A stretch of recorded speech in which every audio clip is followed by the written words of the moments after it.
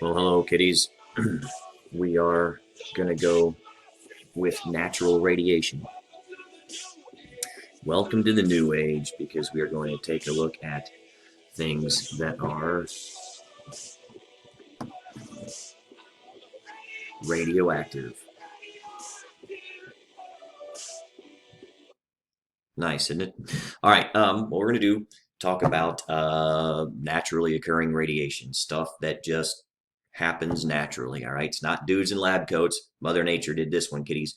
So, natural radioactivity occurs when the nucleus of an atom just simply breaks. It happens spontaneously.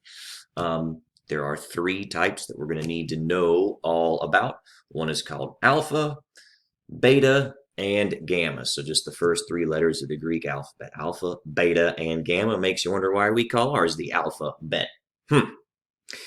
Anywho, all that alpha is simply a chunk of the nucleus breaks off. It's that simple. Just a piece of the nucleus breaks off, goes flying. For beta decay, it's a little stranger. It's a neutron, literally just changes its mind, and I'll explain that to you in the next video.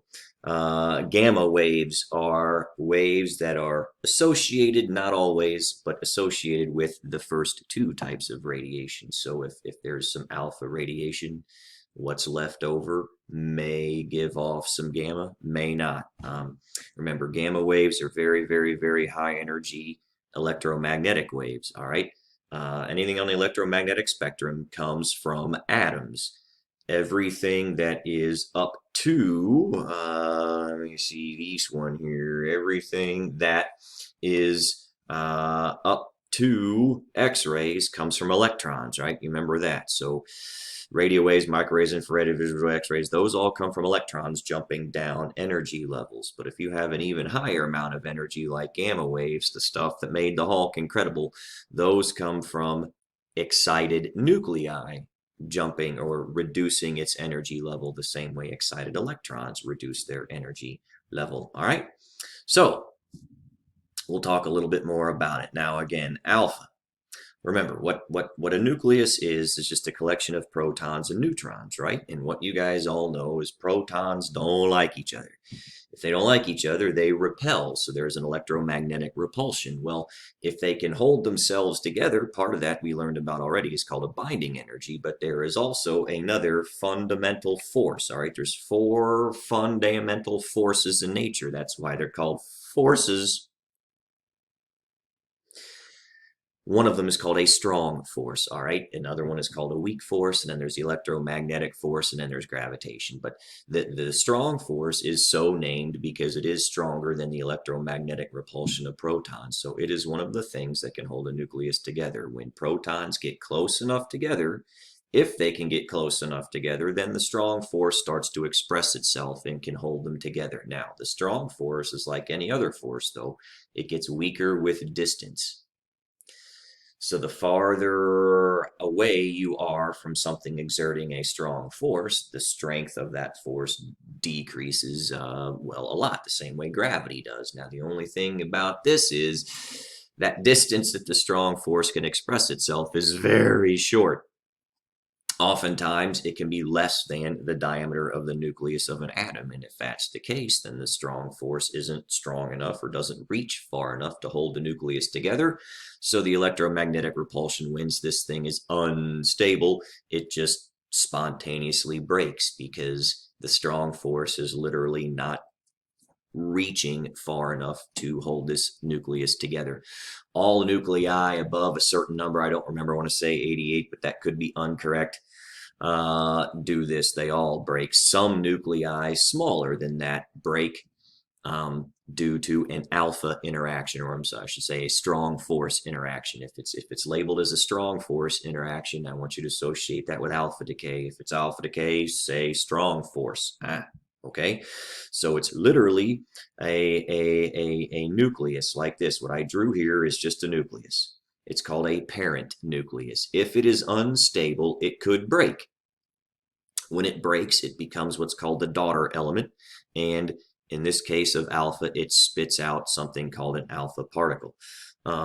It could be literally just like this. This again could be a radioactive nucleus. This happens to be uranium-238, whatever. If it breaks, then literally a chunk of itself breaks off, an alpha particle. I'll show you why it's labeled as a 4,2He here in just a bit. This is what's left. It's labeled with a TH. That is called thorium.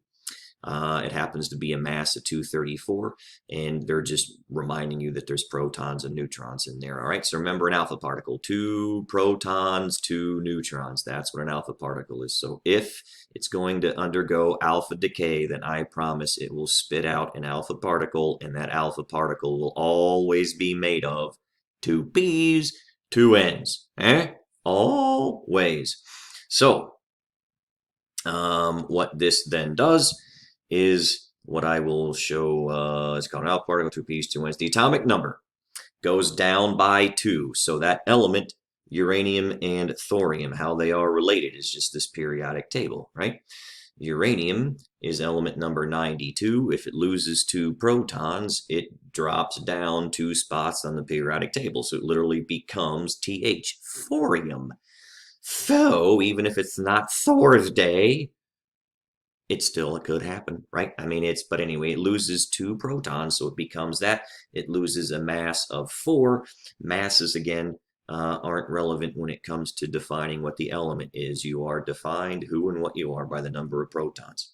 Okay, so it becomes whatever element is 2 below it on the periodic table. That's what the daughter element is. So the example is this that I was showing you is uranium. I chose a mass of 238, but it could have been a 236, a 234, a 232, whatever. But you know, if that weren't a U, that wouldn't be 92, right? So uranium-92, if it undergoes alpha decay, oftentimes they're going to have you complete the reaction. All right. Well, the first thing that you guys know is, gosh, this 92 becomes a 90. And so you need to then look up what element is atomic number 90. And again, you don't have to have the periodic table memorized, but remember that uranium was 92. It drops down 2 to become thorium. So what I will write next to that is the letters TH. That stands for thorium. Now the mass, again, goes down by 4, 234. So that's the daughter element, thorium-234. Okay, now what else did it produce? It produced that alpha particle, which you guys remember is 2 protons and a total of 4 mass, because it's also 2 neutrons, so a 2 and a 4. Now that 2 and a 4 ought to remind you of this. Helium, it's got an atomic number of 2 and an atomic mass of 4. All right, so an alpha particle is identical to a helium nucleus. It just is. That's what an alpha particle is. So that's why they wrote the letters He there, because that's what an alpha particle is. It's the helium. It's the nucleus, or it is identical to the nucleus of a helium atom. All right? So this goes flying. Well, if it goes flying, it has to have some energy. So they will say plus kinetic energy. Okay? How much kinetic energy? So that's what we're going to calculate. To do this, remember, you look up the more Pacific atomic masses. The U-238, guess what its mass isn't? 238. It's 238.050788. This thorium-234. That's what I have written here, and I went to thorium-234. The half-life is that many days, whatever. Well, there is its atomic weight, 234.04. Okay, so I have that. This is the uranium-238 that I wrote down there. This is data for uranium now. Happens to be 238. So anyway, where those numbers come from, please know that. They come from those data tables that I showed you before. So uranium-238. Thorium, TH. 234. Its mass is not 234. It happens to be 234.043601. And again, that helium-4, its mass is not 4. It is 4.002603. All right, now what I'm going to do is push the minus button. So I'm going to subtract those numbers and I'm going to see if there's any mass left over. Remember that difference in mass, right? If they don't add up to the same, there's a change in mass. That change in mass is what becomes expressed as energy. When you push the minus button from those, I promise you will end up getting 0.00458. That's U's. All right, so these are all atomic mass units. And you remember that conversion I told you last video. Multiply that by 931.5 mega electron volts per U, because that's what a U's worth of energy is. And when you do this, I promise you will get a number that is 4.26999, whatever, 4.2699, whatever, 4.27 MeV, mega electron volts. That's how much kinetic energy is released. Carried away by the alpha particle. If not all of it's carried away by the alpha particle, then maybe the daughter isn't particularly stable. Sometimes if this happens, you might see an asterisk written next to that. That means, ooh, this thorium is excited and it will give off gamma radiation in order to reduce its energy.